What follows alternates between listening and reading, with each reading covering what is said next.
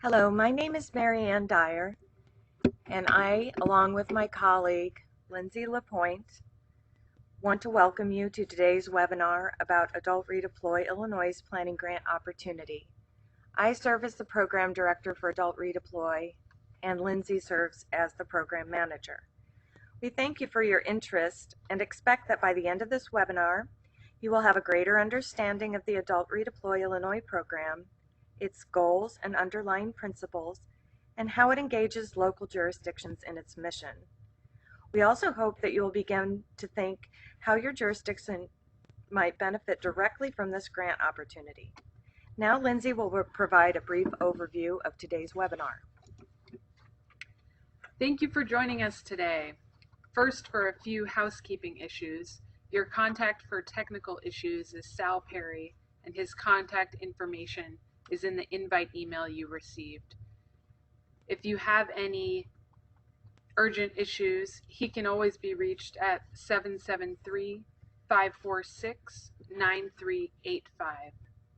This PowerPoint will be available online early next week. You're welcome to type in questions by the chat function at any time, and we'll address them as we go or later in the presentation. Throughout the presentation, we'll refer to Adult Redeploy Illinois as ARI and the Illinois Criminal Justice Information Authority, which is the state agency where ARI is housed, as CJA. Here's just a brief overview of what we'll cover today. We're going to talk about the background of ARI, the basics of the planning grant process, different uses of planning grant funds, the planning grant timeline and requirements, and then some frequently asked questions.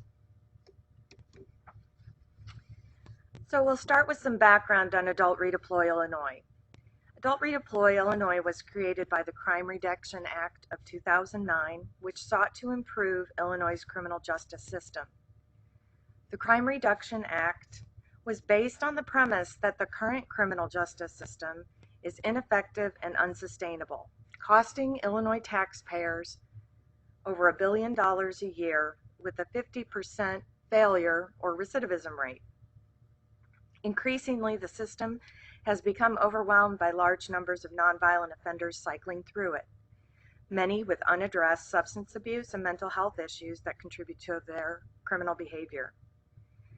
The Crime Reduction Act stated that in order to be smart on crime, it's important to understand why people commit crimes and then address those needs.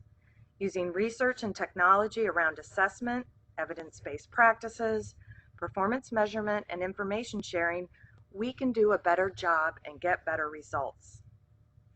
Adult Redeploy Illinois, which is based on the successful Juvenile Redeploy Illinois model, which has been operating since 2005, aims to reduce the number of nonviolent offenders going into prison, thereby reserving expensive prison space for violent and habitual criminals. The overall goal of Adult Redeploy Illinois is to safely divert nonviolent, prison-bound offenders to more cost-effective community-based supervision and services by providing local funding and technical assistance. According to the Crime Reduction Act, Adult Redeploy Illinois must invest in evidence-based practices which have been proven by research to reduce recidivism. And this is in order to get the greatest benefit from our scarce resources in our state. ARI provides financial incentives or grants to counties or judicial circuits to expand the use of evidence-based practices in their local programs and test what works in Illinois.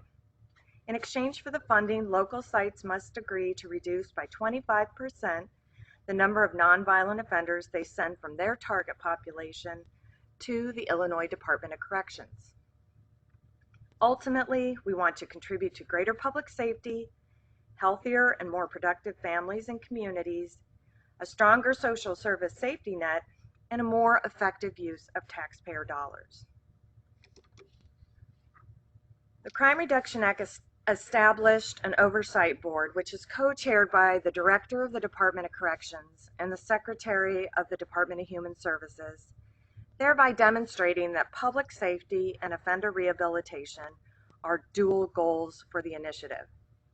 Our current staffing structure consists of 2 full-time positions, Lindsay and me, and 2 part-time technical assistance providers who work in the field, and they happen to be retired judges. ARI is housed at the Illinois Criminal Justice Information Authority, which provides research and data support to the program. So initially we started out with a federal proof of concept grant in 2011.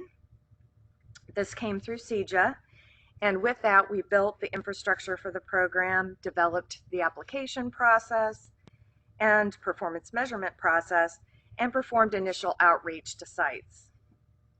Early success from our pilot sites demonstrated that public safety could be secured at a lower cost to taxpayers and with better outcomes for individuals and communities.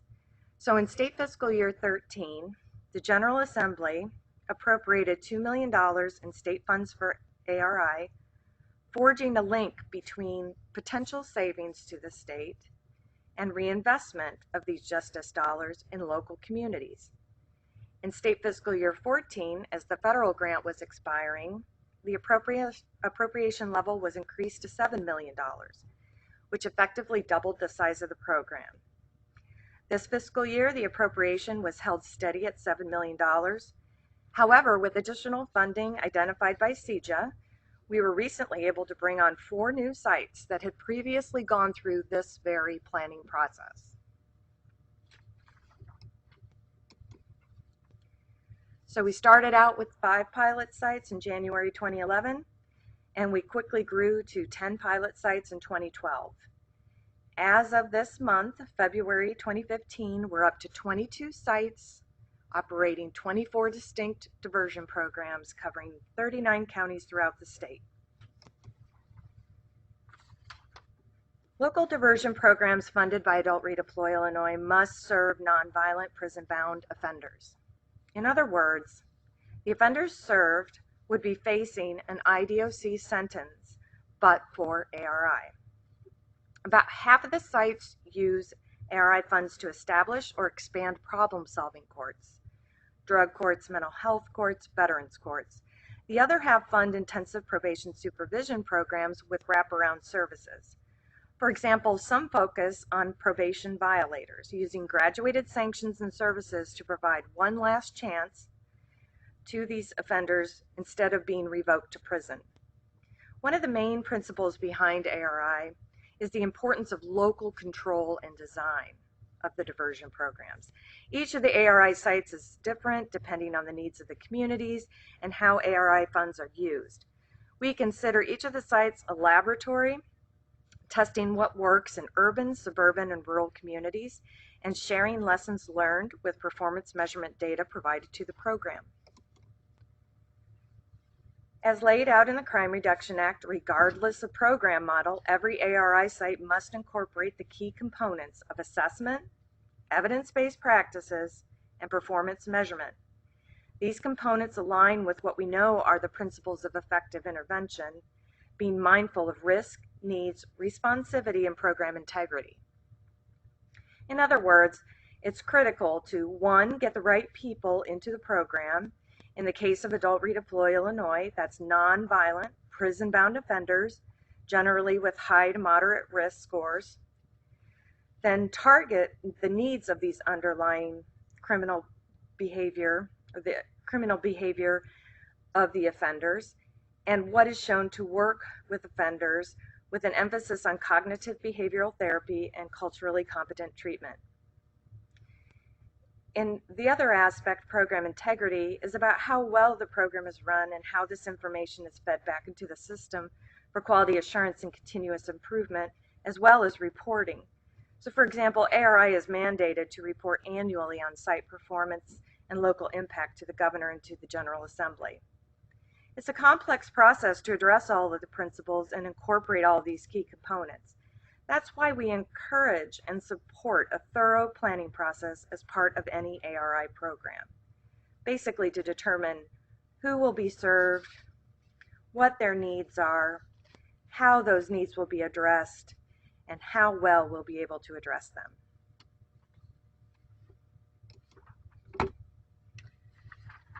So I'm going to go over some ARI planning grant basics, but first I'll just remind everyone that you're welcome to type in questions by the chat function as we go. ARI planning grants are grants of up to $30,000 that are granted to counties or a group of counties. Although $30,000 is the grant cap, most planning grantees budget and spend between $8,000 and $20,000 per planning grant. Right now, the total pot of planning grant funds that we have to distribute is up to $150,000. For a group of counties, a lead county will be identified, such as in the past, Montgomery County applied on behalf of the 4th Judicial Circuit. Depending on when funds become available, which this year is late March, early April, planning periods run for about 90 to 120 days. Ideally, planning activities are collaborative processes to explore possible implementation of a local ARI program. At the close of a grant, grantees will submit a local implementation plan using a standard plan template, which is available on the ARI website. The standard plan is like a mini strategic plan for expanding alternatives to incarceration and reducing nonviolent admissions to prison. In a bit, Marianne will cover the details of the local plan, but just briefly, it covers the target population, or what subset of prison-bound offenders will be served by the program. It covers a description of the key program partners, which might be probation or local treatment providers. It covers a description of gaps of current sanctions and services, such as a lack of capacity for swift and certain sanctions.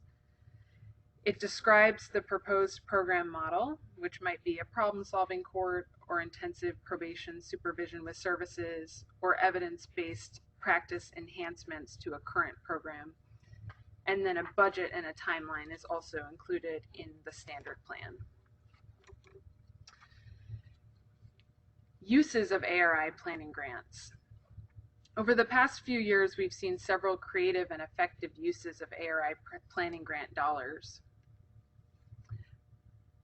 Both national and local planning consultants and facilitators have been utilized, such as the National Center for State Courts and the Illinois Center of Excellence for Behavioral Health and Justice, which is based out of Rockford, and also independent contractors.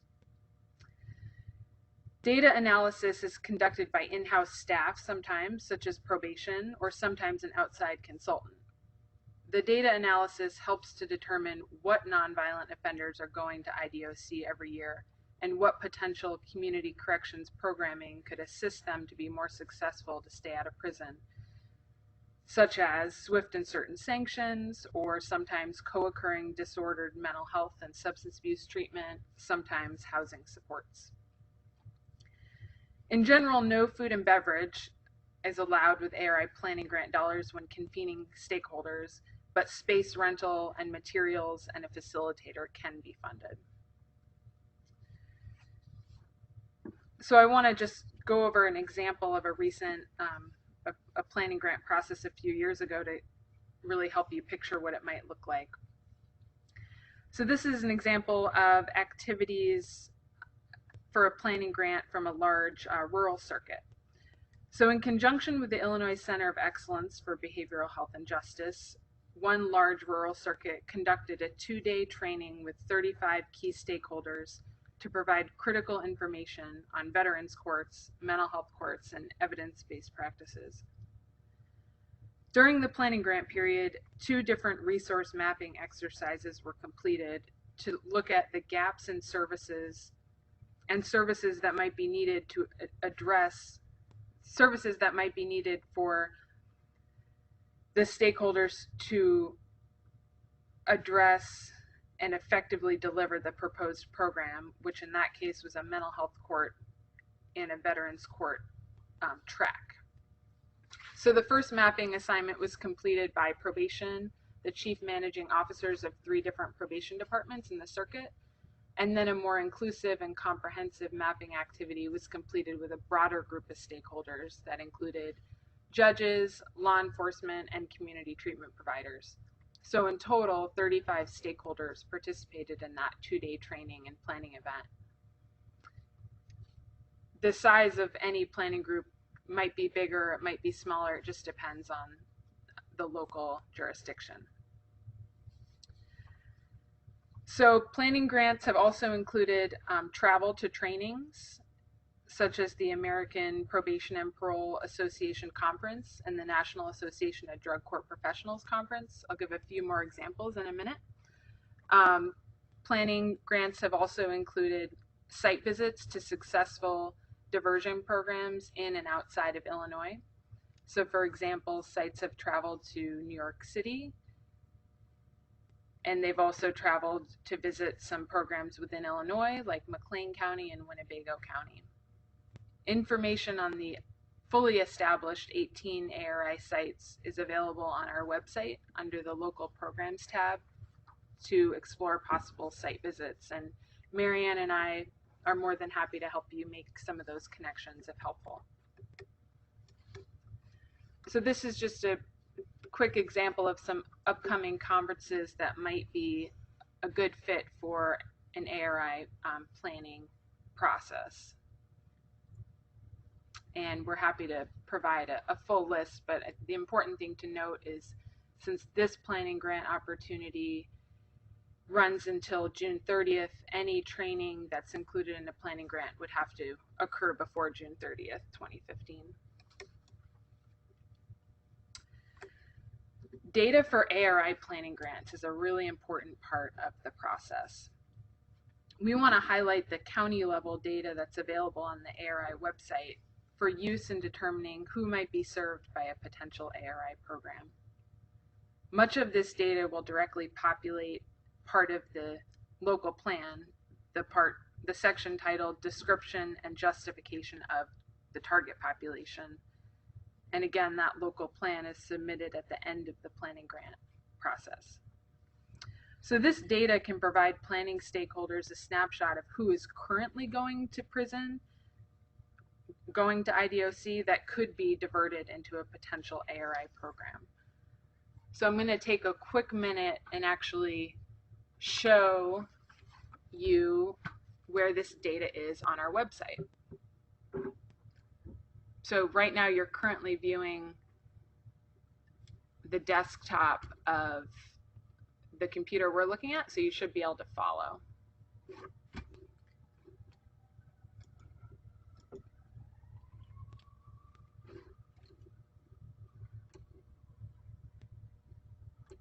Bear with us, we're going to try to make this work. Let's see that.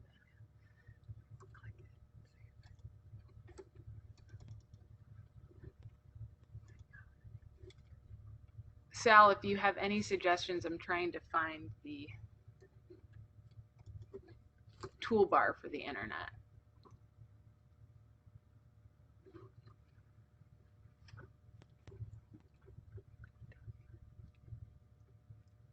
Scroll down to the bottom of the screen. It should pop up at the bottom.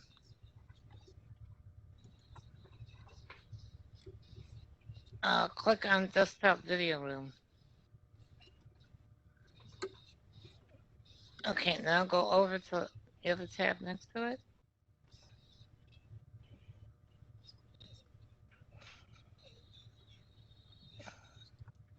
The internet is right next to Desktop Video Room.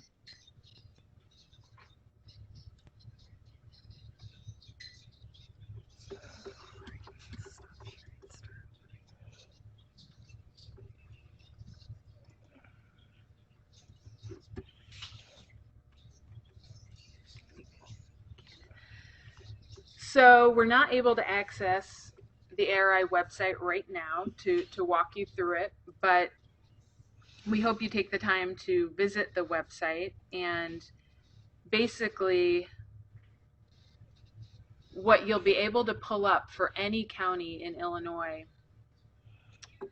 you go to the Site Tools tab, and then there'll be an option where you can pull up data for any county in Illinois, and it will show you the exact numbers for the past 3 years that have been going to IDOC, and these are numbers of people that would be eligible for a generic Adult Redeploy Illinois program.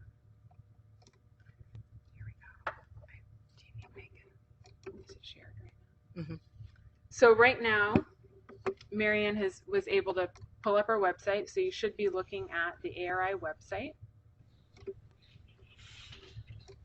This is an example of Adams County, but you could type in any county here and the data would be pulled up.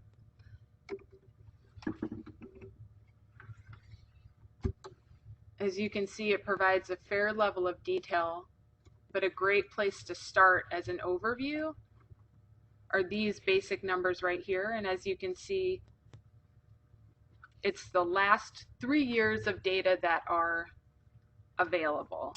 So these numbers right here, so we'll look at this one. In state fiscal year 13, Adams County sent 139 people to the Illinois Department of Corrections who are nonviolent, who would be eligible for a generic Adult Redeploy Illinois program. And any ARI program can take these numbers and whittle it down to a smaller target population that fits the program that they're creating. And Marianne will talk a little bit more about that. But I do want to note that the years and the data you see on the website right now is the most recently available data direct from the Illinois Department of Corrections. The state fiscal year 14 data is normally expected at some point in March. It might be a little late this year due to some staffing changes at IDOC. So for a planning grant, this would be the data that you would use. And then in the summer, if you were applying for an implementation grant, you would want to check back with the website to see if the state fiscal year 14 data is available. But I'm glad we got to show you what this looks like on our website.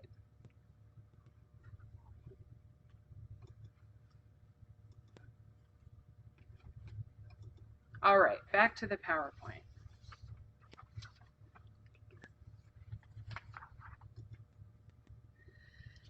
So who are ARI planning grant stakeholders? This is a basic list of criminal justice and community treatment and county level stakeholders, although planning partners don't have to be limited to this list. Stakeholders will vary based on the specific community. The idea is to have a spectrum of the criminal justice and treatment system represented to include a variety of voices.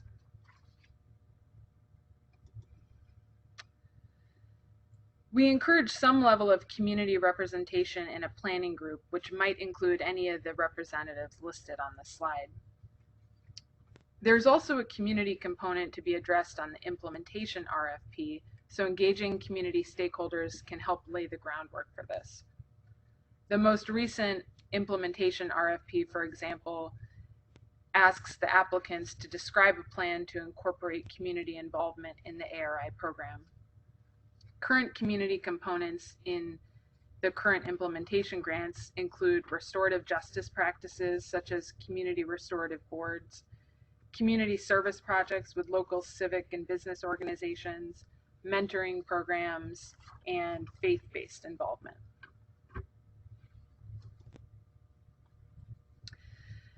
The ARI funding timeline, it backs up from July 1st, 2015, which is the start of the state fiscal year 16, and the start for most ARI implementation grants, such as the programs that will be continuing next year.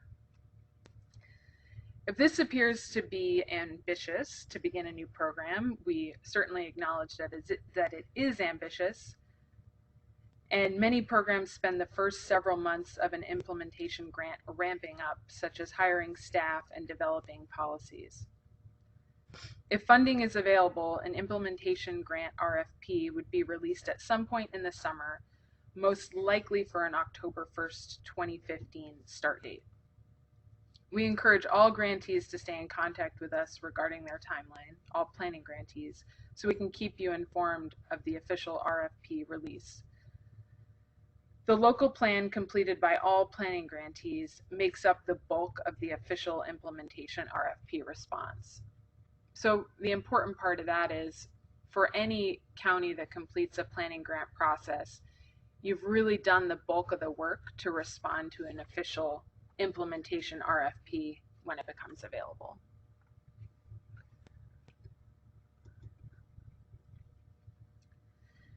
Since 2010, almost 23 jurisdictions have received ARI planning funds, providing us with key lessons learned and highlighting the importance of the planning process, even when a request for implementation funds is not pursued at that point in time. We've really learned that planning processes lead to stronger implementation plans. We've also learned that the planning process can lead to new and unexpected directions for an implementation grant.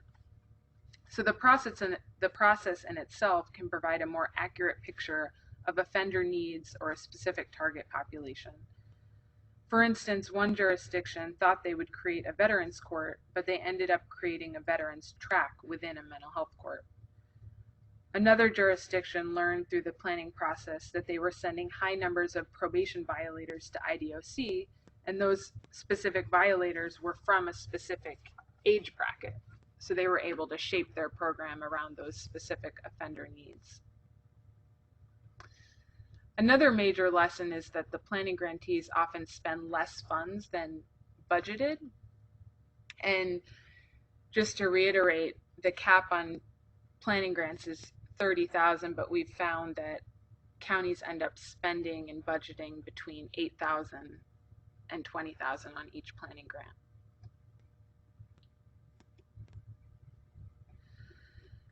We want to share some direct feedback about the planning grant process from recent years. A few common themes have emerged, such as the importance of working with an outside facilitator, the importance of seeing other programs in action, starting the collaborative process to build buy-in and getting all stakeholders on the same page, objectively reviewing data and available services as a team instead of just referring to anecdotal data. So I'm just going to pause for a few minutes and leave this slide up there so you can take a look at some of the feedback we've received on recent planning grant processes.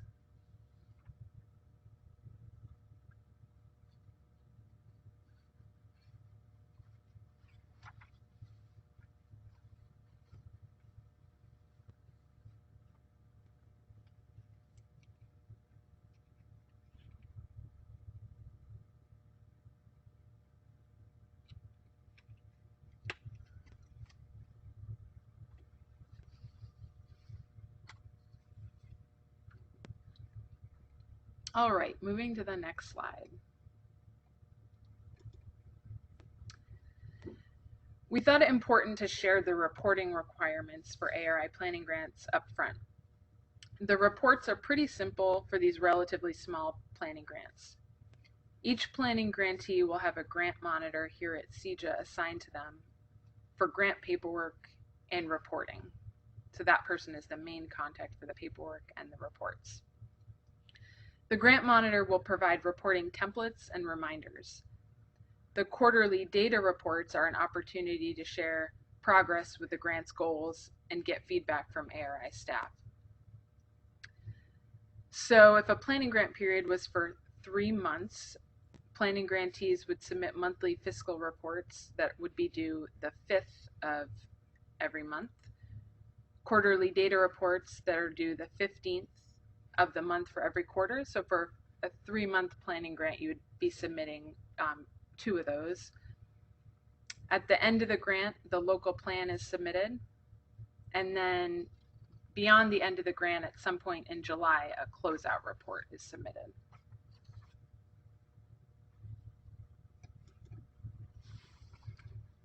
So now I'm going to provide a little bit more detail about the end result of your planning grant process, which becomes the heart of your proposal in response to a request for proposals.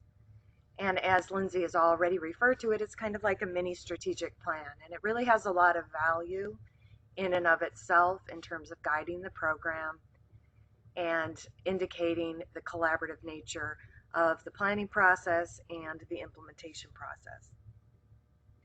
So using a standard plan template, which we provide on the website of Adult Redeploy.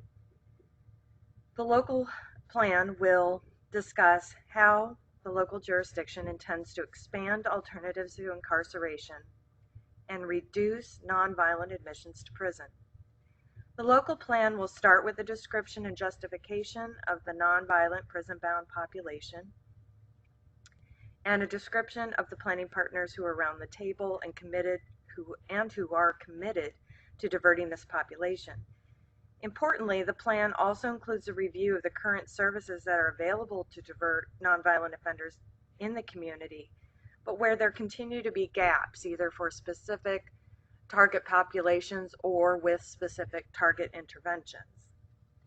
And many of those gaps may be related to, or generally are related to, resource constraints.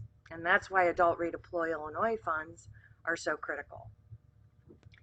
The main part of the local plan is a description of the proposed ARI funded program model. And that's based on the analysis of what nonviolent offenders have been sent to prison in the past and what could have been done differently, incorporating evidence-based practices to keep them in the community were additional resources available. Also included must be a timeline which corresponds with the grant period. And again, as we had mentioned before, with the new startup grants, those are likely to be 9-month grants starting October 1st and ending June 30th. However, for continuing grants in subsequent years, they'll be for the full 12-month grants. Now, the timelines really have to be realistic in terms of hiring and getting other pieces in place. As Lindsay mentioned, our experience has shown that a new program takes about 4 months into the implementation process before clients are served and results are starting to be shown. So the timeline should probably show in the first 9 months or the first 12 months, whichever the grant period is, a 4-month period where you're just getting the pieces in place and clients may or may not be served up to that point. And the budget should also reflect this ramp up period and reflect that there may be some months that you're not spending the entire amount that you intend to spend. What we have found with sites that prepare a budget expecting to start full on day one, they end up spending less than they had budgeted and giving some of the grant money back in that first year. So the local plan starts with identifying and defining a target population, and per the Crime Reduction Act, as we've mentioned time and time again, only nonviolent offenders can be served by ARI funded programs, and they must be prison-bound individuals. If we're not actually diverting people who would otherwise go to prison, we're not creating actual savings to the state. The actual savings to the state that we can demonstrate are the funds that continue to fund this program and that are reinvested into the local jurisdictions. So it's very important that in partnership with the local jurisdictions, we're showing that people who would otherwise go to prison are going to be able to be served in these community-based settings. So as mentioned before, the ARI eligible population for each county is determined by an analysis of past commitment data from the Illinois Department of Corrections. Commitments are analyzed by researchers here at the Criminal Justice Information Authority for the number and type of individuals entering prison for nonviolent offenses. And that analysis is what you will find in the tools section on the ARI website that we showed you a little bit earlier under the county level data selection. The 25% reduction goal, which is very critical to the local plan and to the initiative's goals, is calculated based on the target population, which may or may not be the entire ARI eligible population. It could also be a subset of that. Such a subset must be clearly defined, keeping in mind that jurisdictions best understand their own local needs and are best suited to identify their target population and design their local adult redeploy Illinois programs. And the selected target population should result in the greatest possible number of individuals diverted from state prison, yielding the greatest amount of savings while preserving public safety. And we'll give you some concrete examples of this, but it comes down to cost effectiveness. If we are providing a grant for a service, we want that grant to be effective in providing the target intervention to the target population.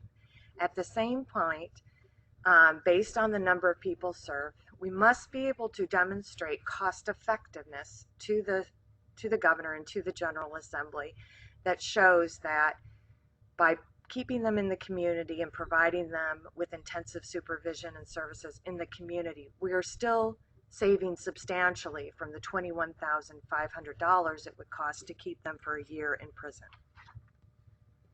So here's some examples of not only utilizing the overall ARI total population, but also creating or carving out a subset that actually is still cost effective for the program.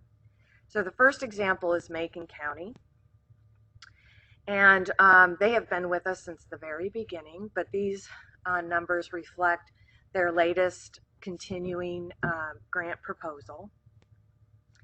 They had started out, when they started out with us, they held the dubious distinction of sending the most people per capita to prison than any other county in the state. The Macon County stakeholders, therefore, wanted to make a significant dent in this, and they chose to target the entire ARI eligible population. So their 3-year baseline consisted of all the program eligible individuals. And if you'll see, state fiscal year 11, 12, and 13 average out to a yearly overall population that's going into the Department of Correction of ARI eligible individuals of 248. So when they went to establish their 25% reduction goal, they said they would send 62 fewer people from this population to the Department of Corrections. And I should note, they have met and exceeded this goal the past 4 years in the program.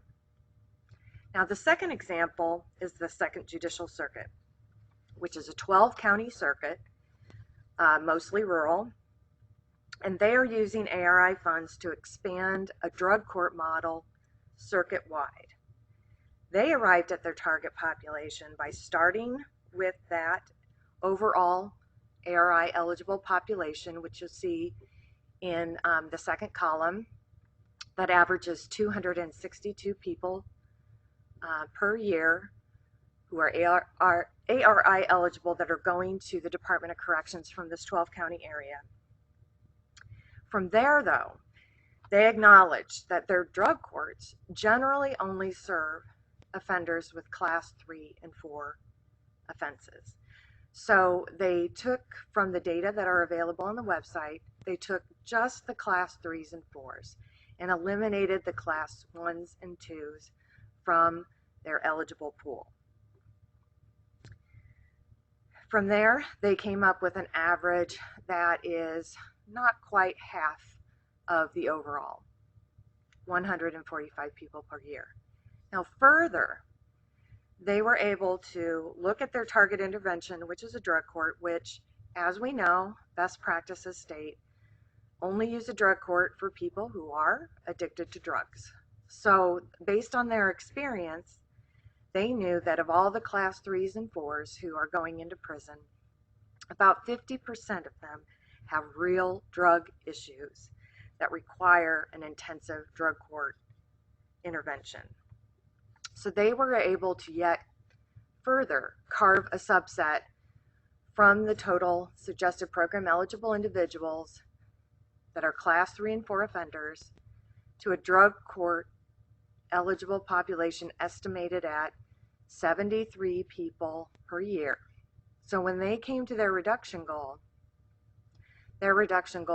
was 25% of that subset population drug-involved Class 3 and 4 offenders, which is 19. Surprisingly, with as large an area that they have to cover, they were still able, with that smaller target population, to create a cost-effective program.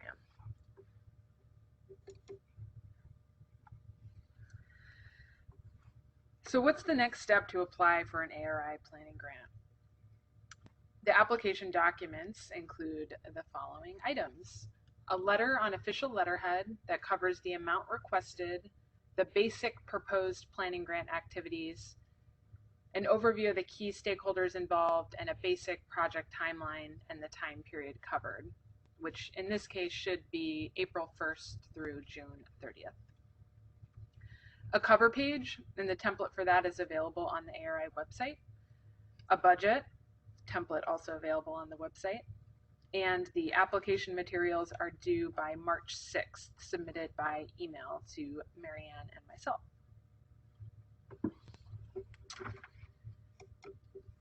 So we're going to go over a few FAQs before we wrap up. And again, if you have any questions, feel free to type them into the chat function.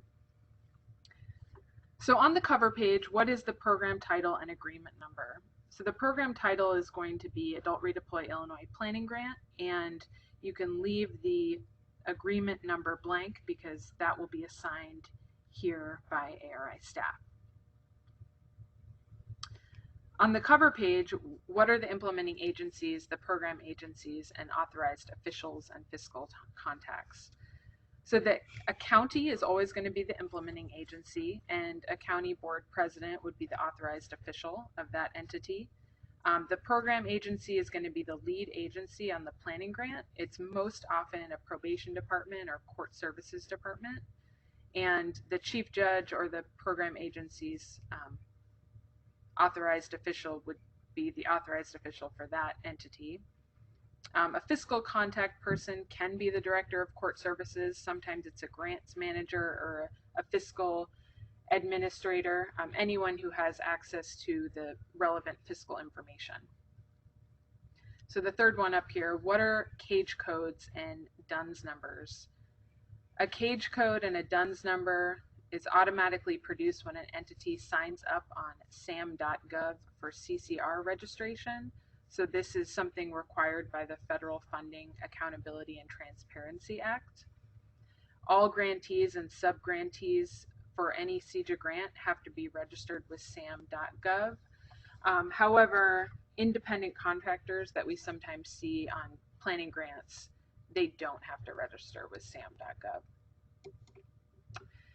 If we do a planning grant, do we have to apply to be a site, or do you have to respond to an implementation RFP? No, not at all. There's no obligation. There's no obligation if you complete a planning grant process. When will we know about the state fiscal year 16 state appropriation? The state budget is generally expected to be known in early June after Memorial Day. We can never say for sure, but we expect to be in high communication with planning grantees about this. Can ARI funds be used to keep a problem-solving court running if other funds are expiring, such as federal funds?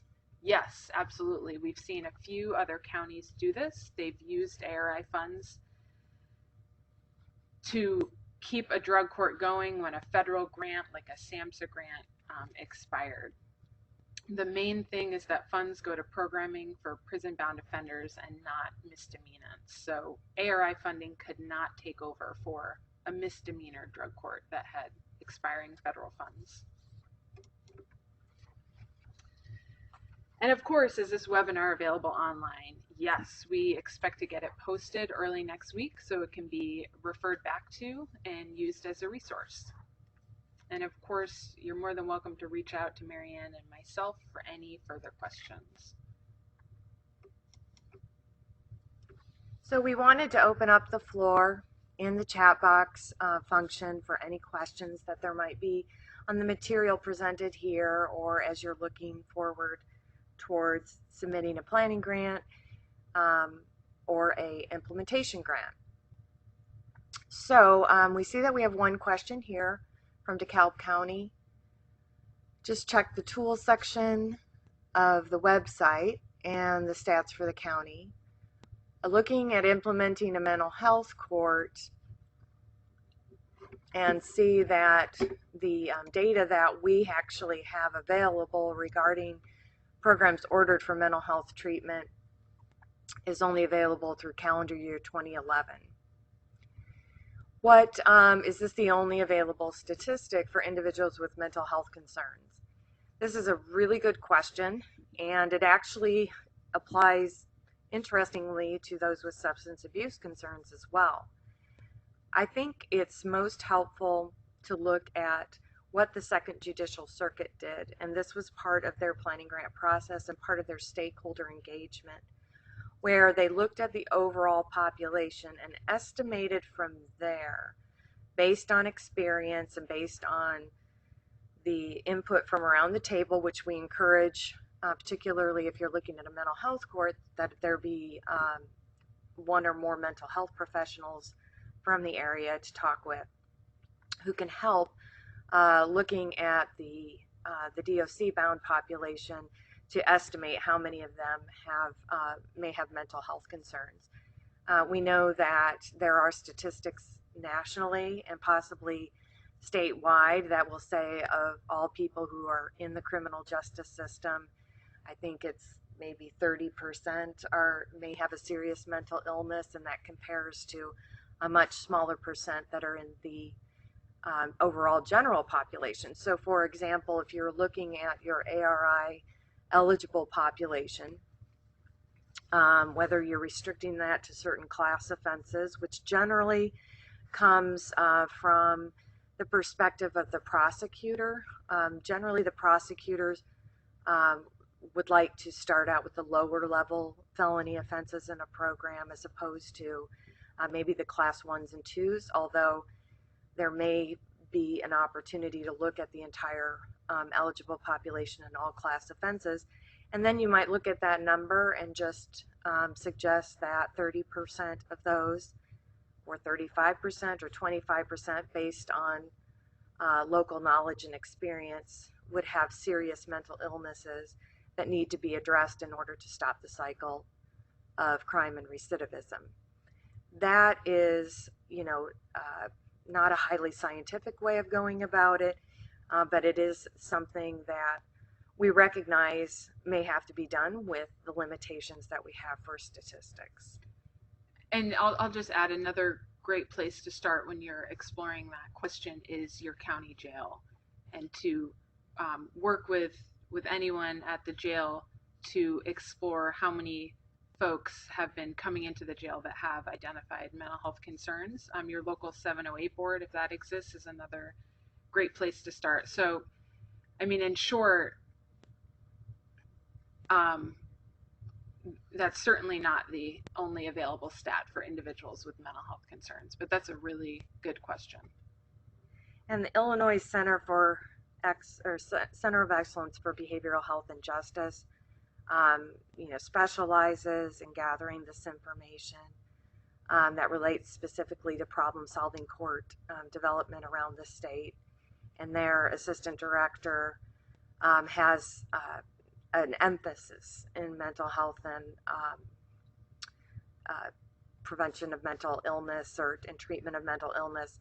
She would be a very good stakeholder or expert to have at your fingertips, and we can connect you with her if you're not already connected. Do we have any other questions from the folks on the webinar?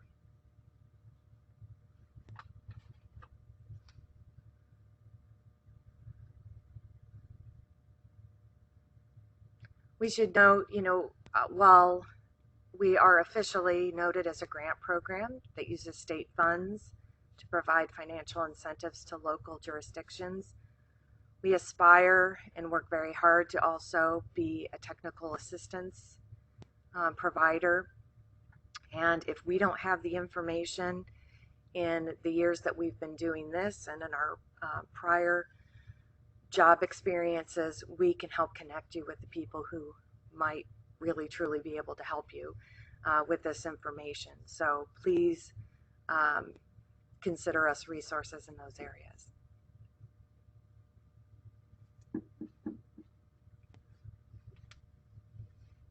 Thank you, everyone, for joining us today. Oh, we have one more question we can address.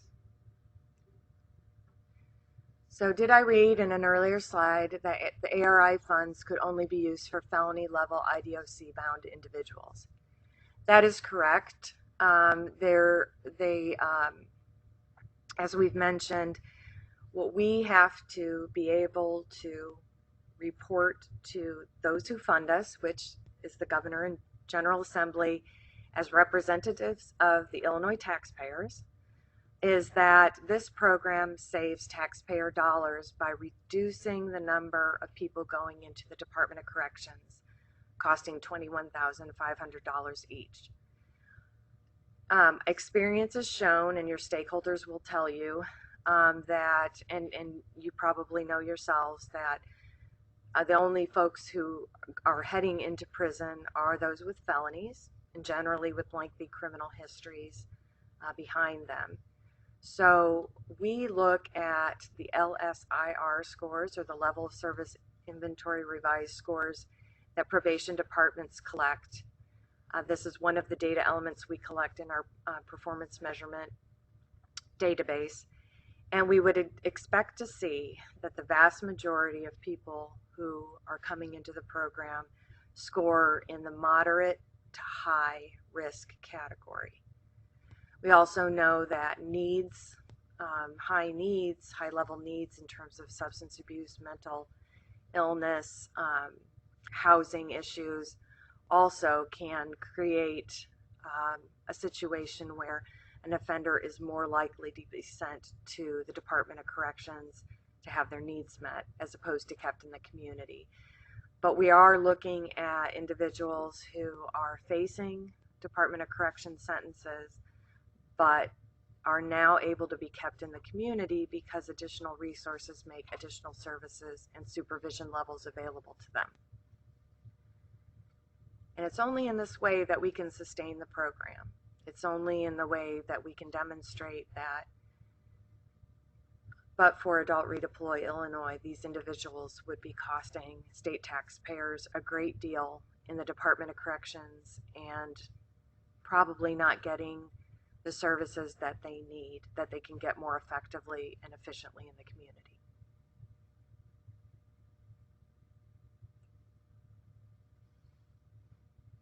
Well, thanks again to everyone for joining us today, and we hope to hear from you. We encourage you to visit the website, which contains a lot of information on the Adult Redeploy Illinois initiative. And as Lindsay mentioned, it has, under the local programs tab, site snapshots of the current sites that we've been funding, and the site tools tab, where we showed you the data that are available. But we also have in the publications and resources section our annual reports that we've submitted to the Governor and the General Assembly in the past, and those can give you a good idea of how this initiative is showing success and is intending to expand. We really encourage you to go to that website at www.icja.org/public/redeploy. And we really look forward to working with you, and we want to make this program a success and expand its goals to every county in the state.